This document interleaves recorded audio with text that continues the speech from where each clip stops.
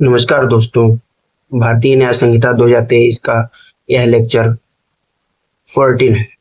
चलिए video start करते हैं। सामान्य आशय को बीएनएस में कहीं भी परिभाषित नहीं किया गया है और इसके पहले भी आईपीसी में कहीं भी परिभाषित नहीं किया गया था। और बीएनएस की जो धारा 3.5 है, 3 की उपधारा 5 है, उसमें सामान्य आशय को अग्रसर करने वाली पदावली को सम्मिलित किया गया है। ठीक है।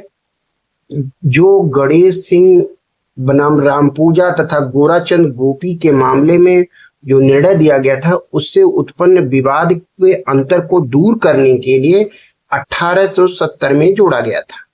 यह पहले मूल संहिता में नहीं था। ठीक है।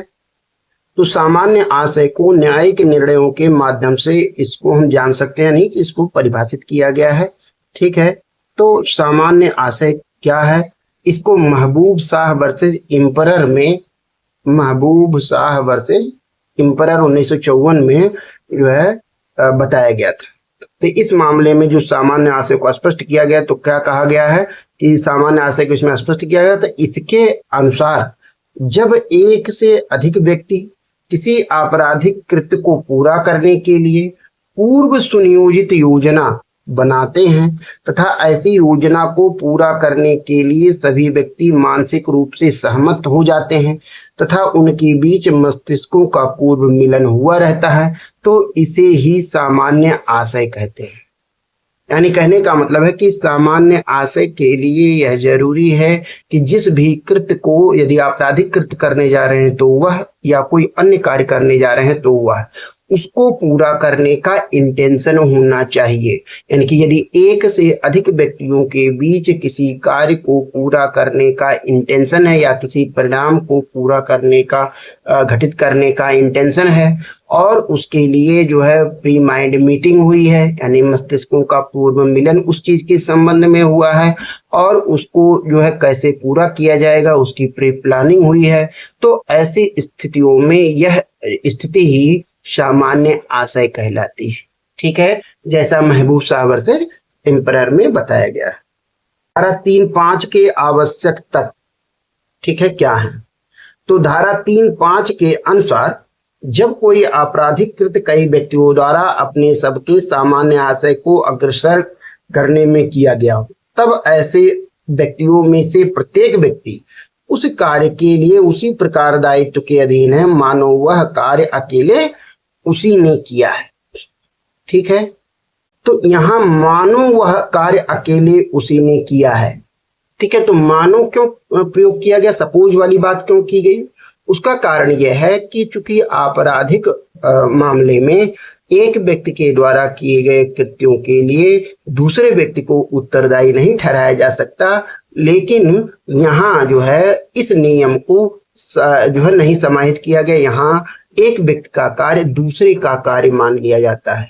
यानी कि किसी व्यक्ति, यदि उस जितने भी लोग हैं उस सामान्य आशय को अग्रसर करने में यदि कोई भी कृत्य करते हैं तो उस कृत्य के लिए वह दूसरा व्यक्ति भी जो है उत्तरदायी हो जाएगा जो वहां उपस्थित रहा या उसमें उसका सामान्य आशय रहा है। ठीक है। तो इसी के नाते यहाँ मानो वह कार्य अकेले उसी ने किया है, ये शब्दावली यूज की गई। ठीक है। अब इसके आवश्यक तत्व क्या है सामान्य आशय के? तो आपराधिक कृत्य कई व्यक्तियों द्वारा किया गया हो। ठीक है। कई व्यक्तियों का मतलब कि एक से अधिक व्यक्ति होने चाहिए। सभी व्यक्तियों के मस्तिष्कों का पूर्व मिलन होना जरूरी है। ठीक है। और प्री प्लानिंग होना जरूरी है। ठीक है। और सामान्य आशय के अग्रसरण में कृत्य किया गया हो। यानी कि ये 4 एलिमेंट जब पूरे होंगे तभी कॉमन इंटेंशन के जो है बातें उत्पन्न होंगी। ठीक है।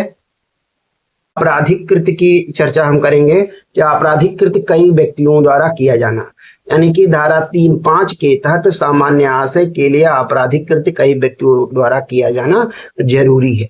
ठीक है। तो आपराधिक कृत्य से जो मतलब है वो क्या है? तो आपराधिक कृत्य से तात्पर्य कार्य एवं लोप से है, जो बीएनएस की धारा 2 की उपधारा 1 2 की धारा 25 में जो लोप को बताया गया है उससे है। तो कृत्य से तात्पर्य कार्यों की श्रृंखला से है जो उसमें कार्य के संबंध में बताया गया। ठीक है। एवं लोप से तात्पर्य लोपावली से है। तो यहाँ व्यक्तियों से तात्पर्य भारतीय नागरिक एवं विदेशी से है, जिसमें ट्रांसजेंडर भी शामिल है। ठीक है, अब वो जो है एक बालक भी हो सकता है, एक महिला भी हो सकती है, एक पुरुष भी हो सकता है, विदेशी भी हो सकता है, एक पागल भी हो सकता है।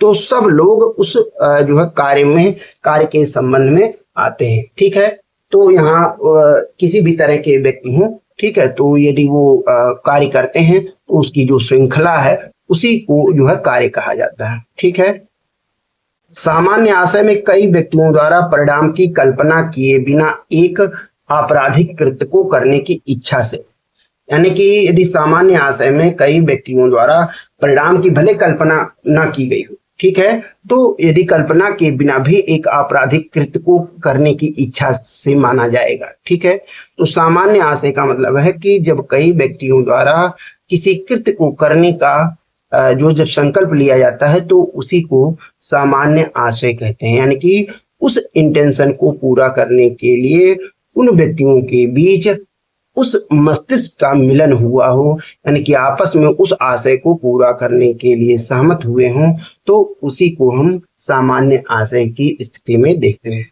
तो अब मस्तिष्कों का पूर्व मिलन की बात, यानी प्री माइंड मीटिंग। तो प्री माइंड मीटिंग सामान्य आशय के लिए जरूरी है।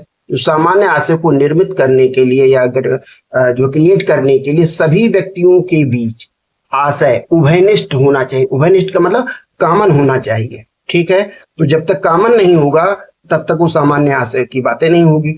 तो आशय जो है सभी व्यक्तियों के बीच कॉमन होना चाहिए। ठीक है, और इसके लिए सभी व्यक्तियों के मस्तिष्कों का उस आशय के संबंध में पूर्व मिलन आवश्यक है तथा उस पर सभी की सहमति होना जरूरी है। कहने का मतलब है कि यदि आशय है और एक दूसरे को उसकी जानकारी नहीं है तो ऐसी स्थितियों में वह कॉमन नहीं होगा।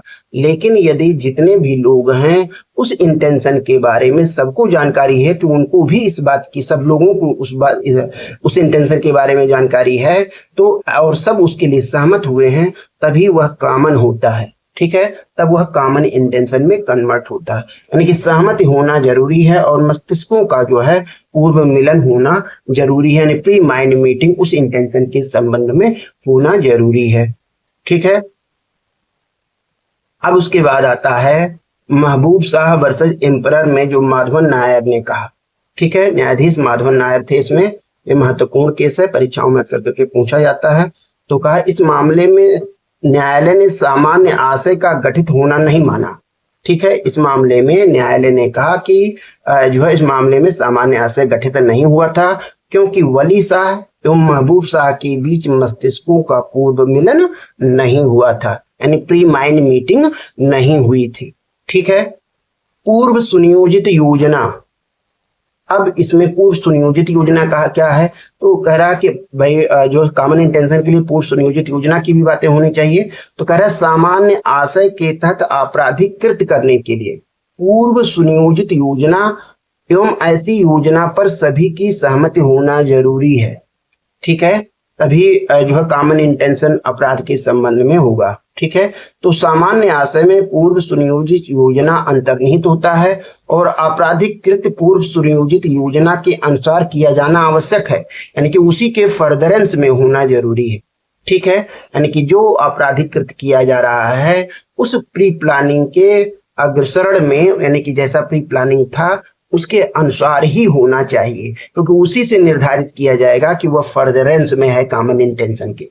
ठीक है, पूर्व सुनियोजित योजना घटना के पूर्व गठित होना आवश्यक है, यानी कि प्री प्लानिंग जो है घटना के घटित होने के पहले होना जरूरी है। ठीक है, लेकिन जो है प्री प्लानिंग जो है तात्कालिक स्थितियों में, कुछ स्थितियों में घटना स्थल पर भी उत्पन्न हो सकता है। ठीक है, यानी कि कहने का मतलब है कि जो है कॉमन इंटेंशन घटना स्थल पर भी घटना घटित होने के पहले उत्पन्न हो सकता है। ठीक है, तो बारिंद्र कुमार घोष वर्सेस एम्परर में न्यायाधीश लॉर्ड समनर ने कहा, ठीक है, क्या कहा कि ये इस मामले को जो कहा जाता है पोस्ट ऑफिस को लूटने की पूर्व सुनियोजित योजना बनी थी इस मामले में। ठीक है, यानी वीरेंद्र कुमार घोष बनाम इम्परत के मामले में।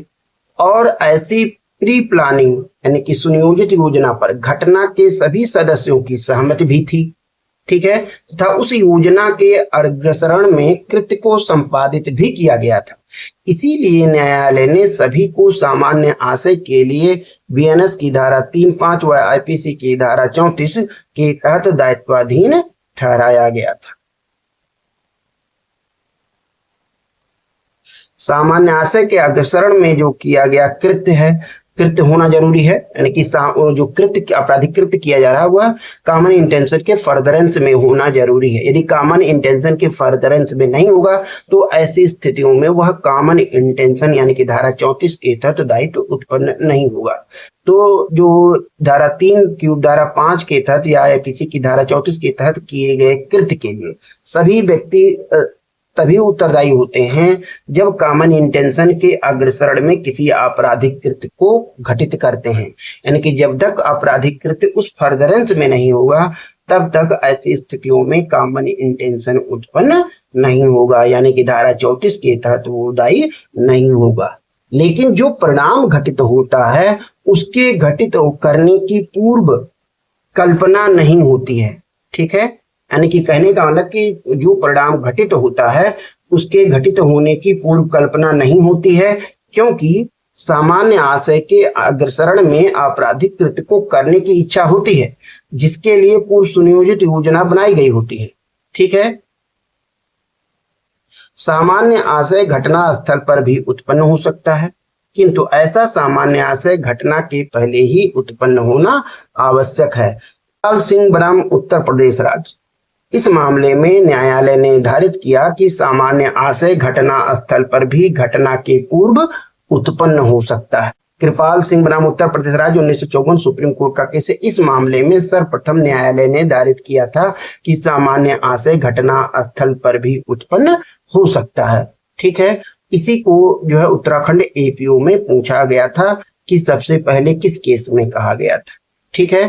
तो ज्यादातर लोग जो है ऋषि देव पांडे बनाम उत्तर प्रदेश राज्य को लगा दिए थे, ठीक है, तो वो सही नहीं माना गया क्योंकि वह 1955 में यह केस आया था, ठीक है। तो इस मामले में न्यायालय ने कहा कि सामान्य आशय घटना स्थल पर घटना के पूर्व उत्पन्न हो सकता है, होता है तो घटना के सभी व्यक्तियों को धारा 34 के तहत दायित्वाधीन ठहराने के लिए उसका प्रमाण द्वारा साबित होना आवश्यक है। यानी कि कहने का मतलब कि यदि सामान्य आशय घटना स्थल पर उत्पन्न होता है तो घटना के पहले उत्पन्न होना जरूरी है और धारा 34 के तहत यानी कि धारा 3 की धारा 5 के तहत दायित्वाधीन ठहराने के लिए उसका प्रमाण द्वारा साबित होना आवश्यक है कि हाँ घटना होने के पहले सामान्य आशय घटना स्थल पर उत्पन्न हुआ था। यदि ऐसा नहीं है तो धारा 34 के तहत दायित्वाधीन नहीं ठहराया जा सकता, ऐसा ऋषिदेव पांडे बनाम उत्तर प्रदेश राज्य के मामले में कहा गया। यदि यह वीडियो आपको अच्छा लगा हो तो please like, subscribe and share अवश्य कीजिए। धन्यवाद।